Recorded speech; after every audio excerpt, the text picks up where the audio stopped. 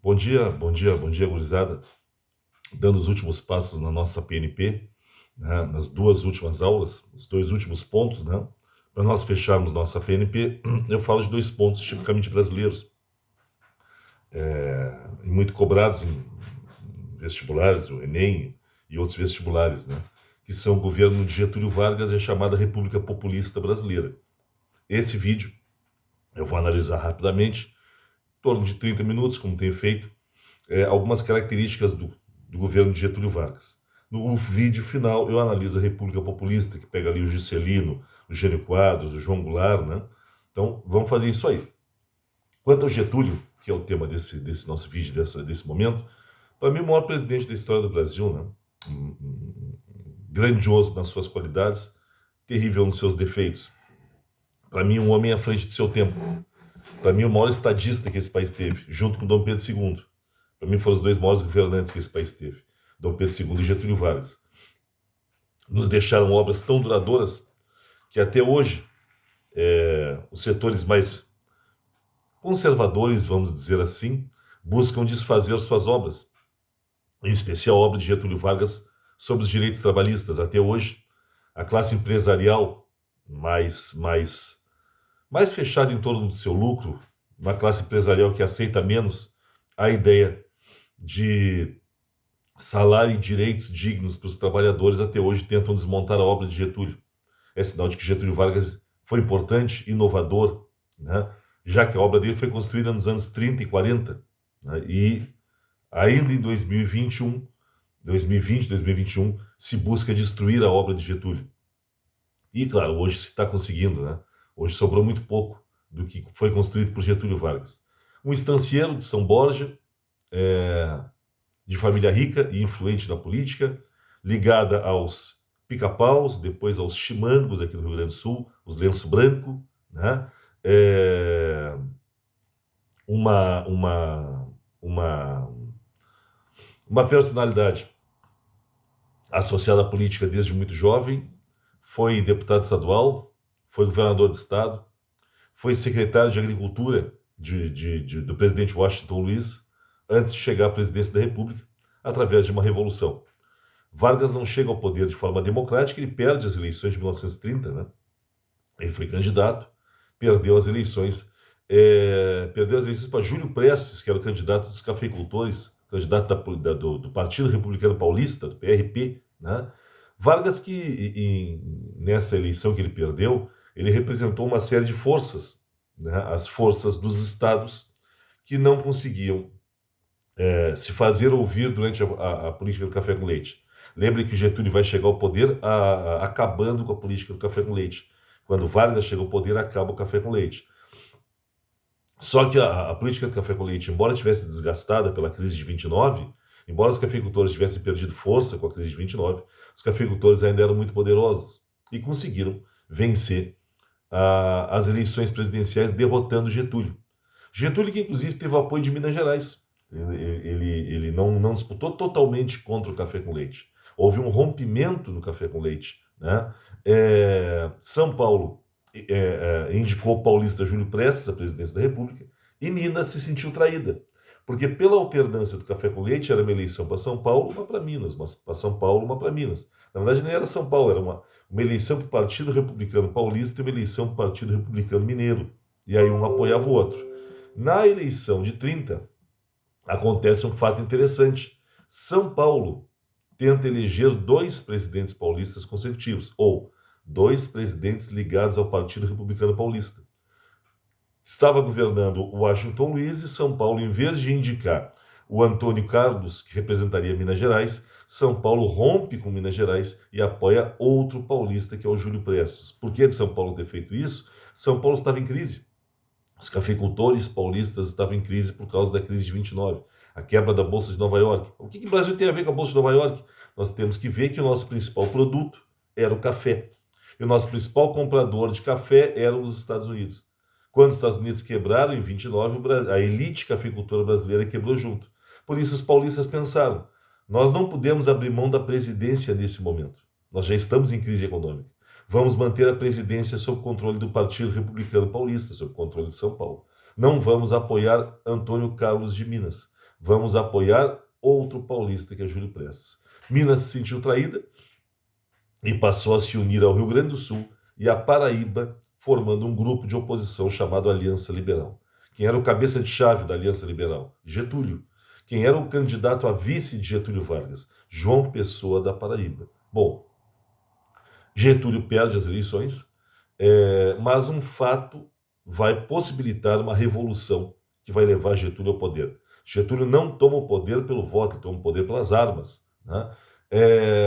Antes de terminar o mandato do Washington Luiz e assumir o presidente eleito Júlio Prestes de São Paulo, o vice de Getúlio foi assassinado, João Pessoa foi assassinado, né? Assassinado por causa de disputas de poder na Paraíba, João Pessoa, né? Assassinado pelas elites rurais da Paraíba com as quais ele vivia em disputa política. Não tem nada a ver com São Paulo. O assassinato de João Pessoa não teve nada a ver com os cafeicultores de São Paulo. Mas Getúlio era um mestre no uso da manipulação política. Getúlio e o grupo dele, ele não atuava sozinho. Getúlio tinha um grande grupo de apoiadores. E os apoiadores de Getúlio Vargas transformaram o que foi uma morte causada por disputas de poder na Paraíba, de João Pessoa, numa morte feita pelos cafeicultores para calar as vozes que queriam construir um novo país. A morte de João Pessoa foi transformada na morte de um herói que lutava contra o café com leite. Não é à toa que a capital da Paraíba, que se chamava Cidade da Paraíba, passa a se chamar João Pessoa. E não é à toa que a bandeira da Paraíba ela é vermelha e preta, né? Vermelho é o sangue de João Pessoa, que verteu pelo bem de um novo país. O preto é o luto do povo da Paraíba pela morte de seu herói João Pessoa. E na bandeira, se vocês olharem a bandeira da Paraíba, ela é vermelha, preta, e numa parte está escrito nego, porque João Pessoa teria sido morto por se negar a fazer parte da política do café com leite. Isso é uma grande invenção que virou um mito e até hoje a bandeira da Paraíba, é capital da Paraíba, uma homenagem a João Pessoa, usado politicamente para construir uma justificativa para que o grupo de Getúlio chegasse ao poder em 1930 através da Revolução de 1930. Uma coisa que me perguntam muito é se o Getúlio chegou ao poder por uma revolução ou por um golpe. Eu considero revolução, né? Porque eu acho que nem todas as revoluções precisam ser de esquerda. Getúlio não era de esquerda. Bota não ser de esquerda nisso. Mas Getúlio, para mim, a ideia de revolução está associada a uma troca na estrutura da sociedade. Uma troca forçada, rápida da estrutura da sociedade. Revolução é quando se muda a estrutura de uma sociedade, de forma rápida, né? E, na maioria dos casos, violenta, mas não necessariamente violenta. Getúlio, ele toma o poder em nome de uma nova proposta de país que ele vai executar. É por isso que existe um Brasil antes de Getúlio e existe um Brasil depois de Getúlio. Por isso, para mim, o que houve em 1930 foi uma revolução. Diferente do que houve em 64, quando os militares tomaram o poder para impedir reformas que estavam sendo propostas por João Goulart. Golpe tem a ideia de impedir inovações, golpe tem a ideia de manter privilégios, golpe tem a ideia de impedir ideias e propostas que poderiam revolucionar uma sociedade. Os militares tomaram o poder em 64 para impedir as transformações que estavam sendo propostas por João Goulart. Portanto, o que houve em 64 foi um golpe com o objetivo de impedir que as ideias de João Goulart fossem concretizadas. O que houve em 30 foi uma revolução, em que um grupo tomou o poder para construir uma nova ideia de nação, para bem ou para mal. Getúlio tomou o poder em 30 através dessa revolução, e nós vamos ter um governante que, para mim, foi a maior raposa política da história do Brasil. Getúlio, para mim, foi a maior raposa política deste país. Getúlio sempre tinha dois sentidos em tudo que ele fazia na presidência da República. Tudo que Getúlio fez tinha dois sentidos, né? Um sentido de valorização, seja dos trabalhadores, seja dos empresários, outro sentido de construção de fidelidade a ele. Se a gente fosse definir, Getúlio foi de direita ou foi de esquerda? Getúlio foi getulista, né? Eu conceituaria Getúlio como um getulista, né? Ele foi de direita quando foi importante para ele ser de direita. Ele foi de esquerda quando foi importante para ele ser de esquerda. Ele foi a favor dos trabalhadores, quando foi importante para ele ser a favor dos trabalhadores e buscar o apoio dos trabalhadores. Ele foi a favor dos operários, dos empresários, quando ele precisava do apoio dos empresários. Assim governou Getúlio Vargas, né? O homem que é uma multiplicidade. Getúlio é múltiplo, Getúlio é plural, né? É por isso que quando se pergunta, mas Getúlio foi bom ou foi ruim? Nós temos que perguntar de volta, em que momento? Né? Em nome de quem? Ao olhar de quem? Porque Getúlio é um camaleão, um grande camaleão político, com uma capacidade extraordinária de construir apoios e desavenças, né? E uma capacidade extraordinária de buscar a negociação, embora ele tenha caído no final por não ter conseguido negociar com as forças que estavam postas. Se eu fosse mencionar, analisar algumas características de Getúlio, eu destacaria, primeira, o populismo, né? O que é o populismo? O populismo é a característica do governante que, apesar de não ser do povo, consegue se fazer porta-voz dos pobres, né? Consegue se fazer o representante dos humildes. É como eu disse para vocês, Getúlio era um estancieiro de São Borja, né? Mas ele vai se colocar como o pai dos pobres, o defensor dos humildes. É claro que tinha um ditado que se dizia na época de Getúlio, que ele era pai dos pobres e mãe dos ricos, né? Porque aí vem outra característica de Getúlio. Se a primeira característica de Getúlio é o populismo, ou seja, o fato das camadas populares olharem para ele e enxergarem ele como um líder do povo, né? A segunda característica que a gente pode associar ao Getúlio é a busca da conciliação entre a elite e o povo, né? Getúlio foi o presidente que buscou conciliar a elite com o povo. Assim, quando ele dava um benefício para os empresários, ele dava outro para os trabalhadores. Quando ele fazia uma lei trabalhista, ele fazia uma lei a favor dos empresários. E ele tentou evitar o choque entre patrões e empregados. Por que Getúlio tentou evitar o choque entre patrões e empregados? Porque ele assume o poder em 30 e governa até 45. Ele governa 15 anos, de 30 a 45. Depois ele volta para governar mais 4, de 51 até 54, quando ele se mata, no dia 24 de agosto. Né? Se matou para impedir que toda a obra dele fosse desconstruída. Se matou principalmente para impedir que um grupo chamado de entreguista entregasse o Brasil, unisse ao Brasil aos interesses das multinacionais e dos Estados Unidos. Por isso que Getúlio se mata no dia 24 de agosto de 54. Bom, dentro desse contexto de 30 a 45, depois de 51 a 54, por que o Getúlio vai buscar a conciliação? Porque o Getúlio está vendo uma série de revoluções de esquerda no mundo. E Getúlio tem por trás do seu governo uma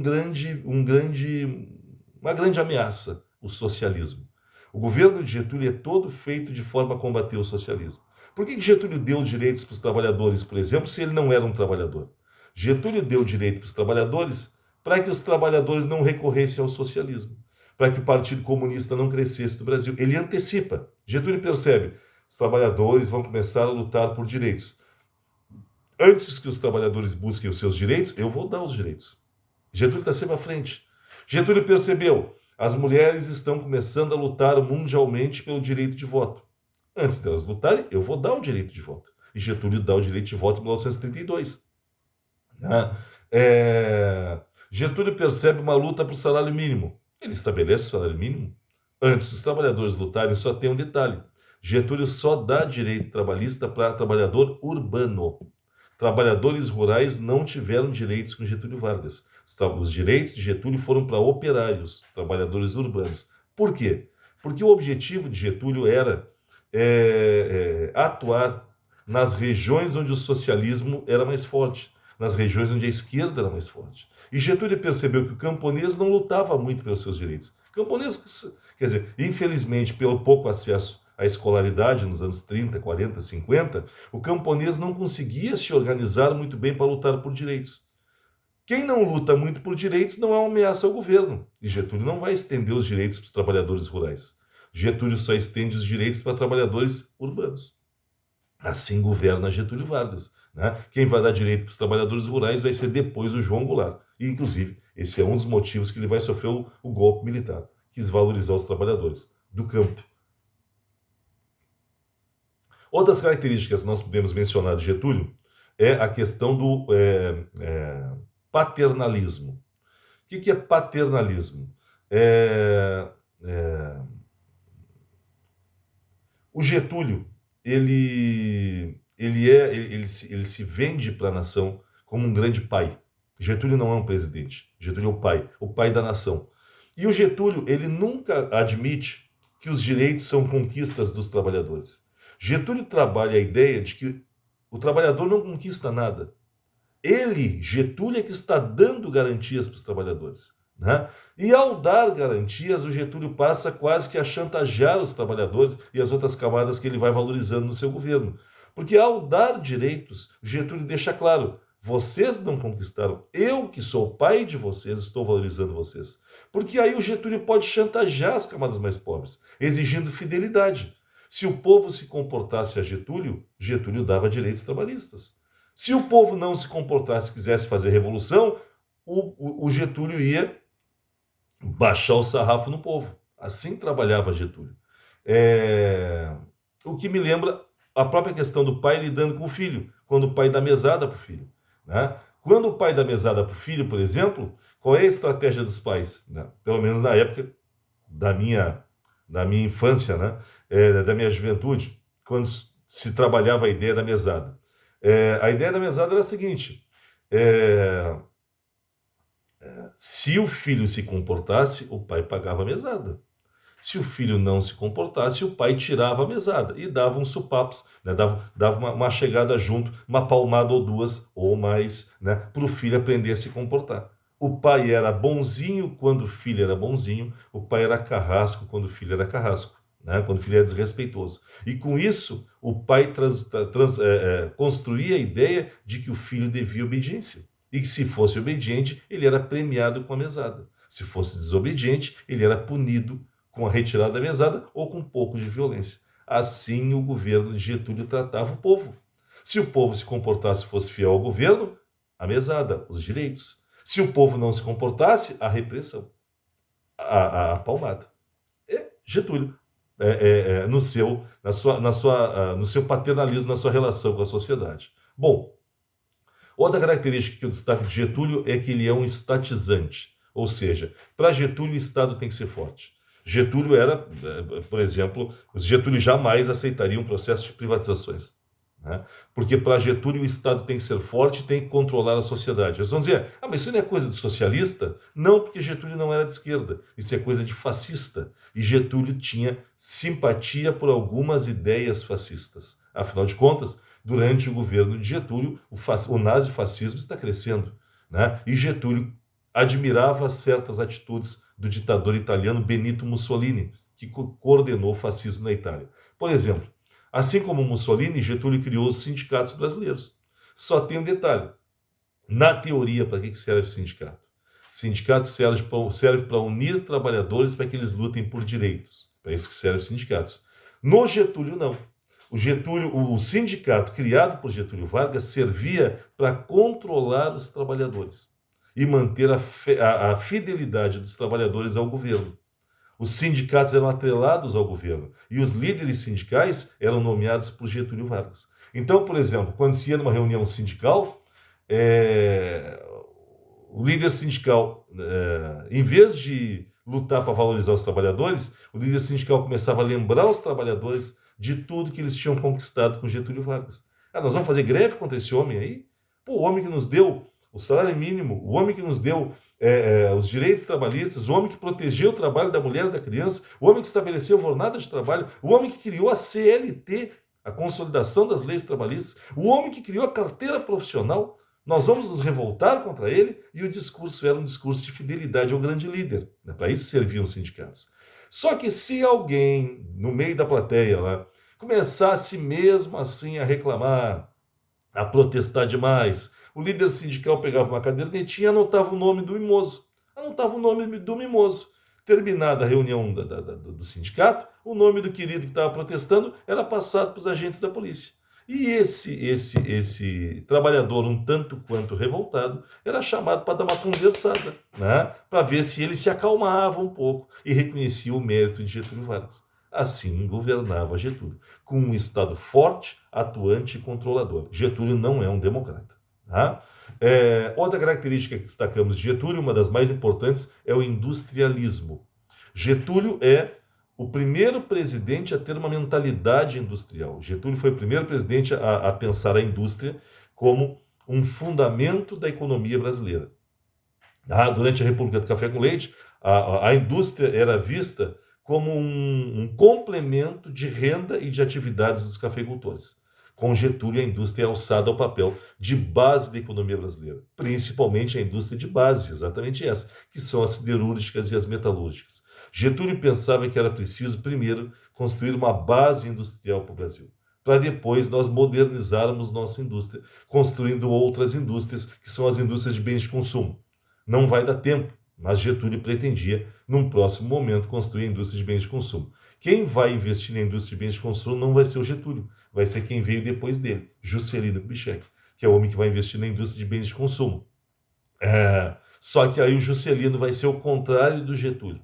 Se o Getúlio era um nacionalista, Juscelino era um entreguista. E Juscelino achava que o melhor caminho para industrializar o Brasil era uma política de apoio à vinda das multinacionais. Então vai ser bem diferente do Getúlio Vargas.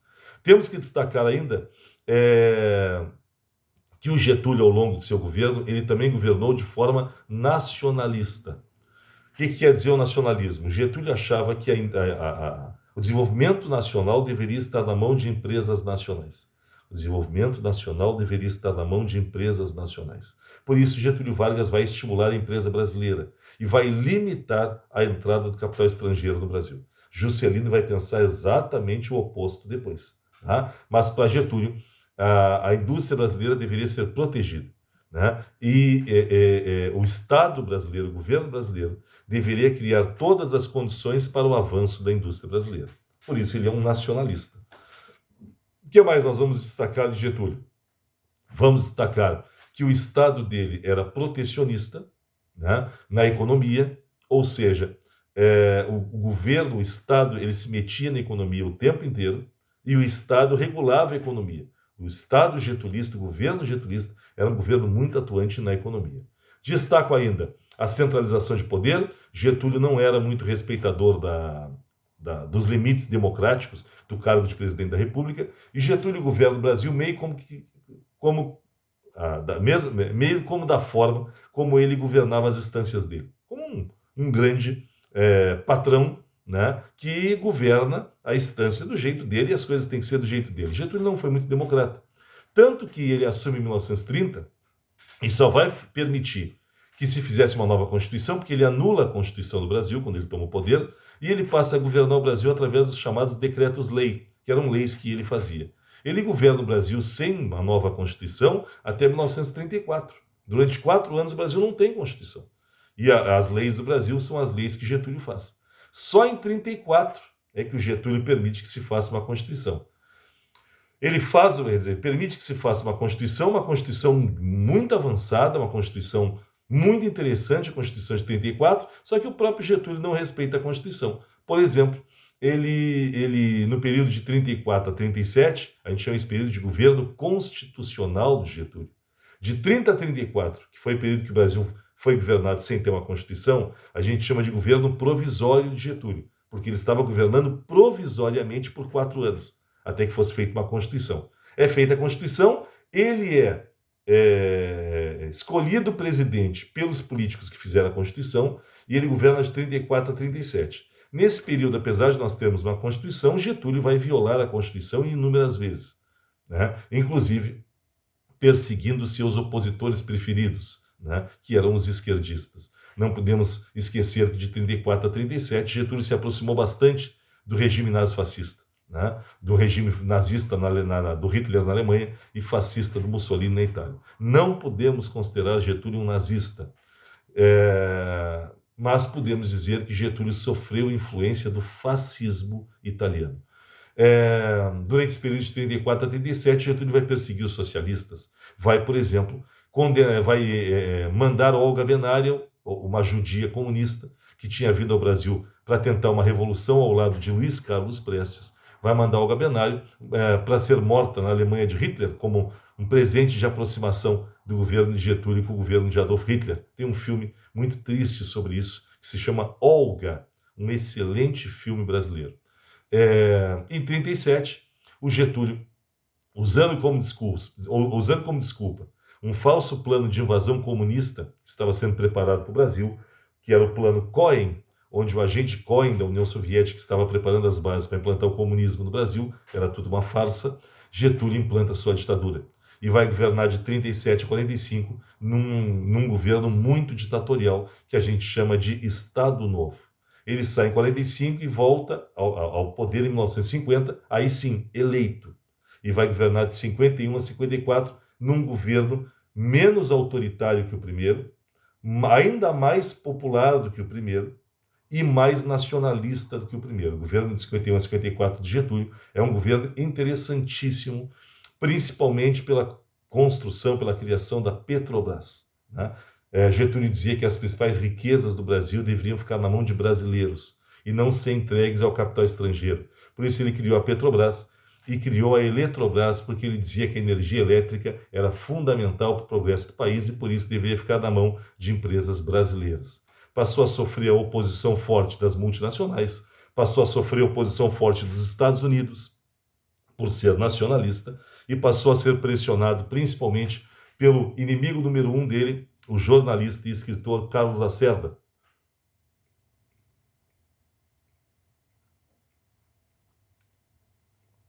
Até que um atentado enfraquece de vez o governo do baixinho Getúlio, né? No dia 5 de agosto de 54, nós temos o atentado da Rua Toneleiros, quando disparam-se tiros contra o carro de Carlos Lacerda. Carlos Lacerda escapa ileso, mas é morto o major da aeronáutica que estava dirigindo o carro, Rubens Vaz. As Forças Armadas Brasileiras, que eram pró-Estados Unidos, né, até porque teve a Segunda Guerra Mundial durante o primeiro governo de Getúlio Vargas, teve a Segunda Guerra Mundial e o nosso exército lutou ao lado dos Estados Unidos.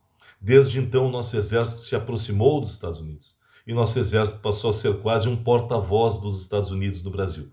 Por isso, as Forças Armadas Brasileiras passaram a ter um pensamento depois da Segunda Guerra Mundial.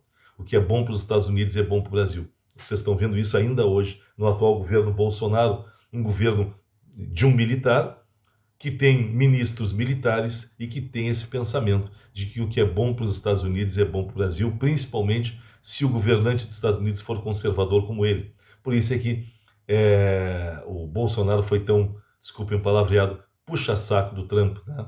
E está se negando hoje a aceitar a eleição de Joe Biden, né, que venceu o Trump e impediu a reeleição do Homem-Laranja, né? E a simpatia que o Bolsonaro tinha pelos Estados Unidos hoje está diminuindo, porque o Bolsonaro gostava dos Estados Unidos mais conservador. Os Estados Unidos, eles se opunham ao Getúlio por Getúlio ser nacionalista demais, né?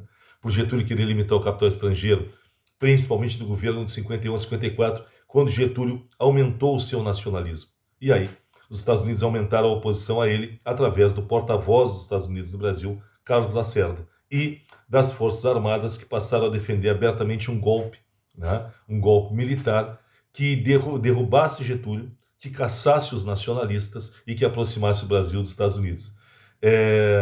Dia 5 de agosto, quer dizer, se faz um atentado contra Lacerda, o inimigo número 1, e se mata um major da aeronáutica, as Forças Armadas se voltaram ainda mais contra Getúlio, e Getúlio passou a estar isolado no poder. Ele continuou tendo o tempo inteiro o apoio das camadas mais pobres, mas ele não tinha o apoio da elite, nem nacional, nem internacional. Por que a elite brasileira não gostava de Getúlio se Getúlio protegia a indústria brasileira? Porque a nossa elite não gostava dos direitos trabalhistas que Getúlio Vargas criava. E a elite estrangeira não gostava do fato. A elite estrangeira não gostava do fato das limitações ao capital estrangeiro que Getúlio construía. Sem o apoio do empresariado, sem o apoio das Forças Armadas, Getúlio Vargas se isolou no governo de 51 a 54. Até um ponto que não sobrou outro caminho para o Getúlio, a não ser tomar uma atitude drástica. Getúlio foi avisado que ele seria obrigado a sair da presidência da República, né? Ou ele sairia através da sua renúncia, ou ele sairia através da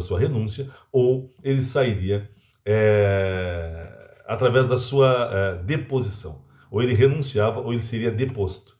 Por isso, Getúlio percebeu que não tinha mais saída. a não ser gerar um fato tão forte, tão violento, tão triste, que causasse uma comoção no povo brasileiro e o povo saísse às ruas para impedir um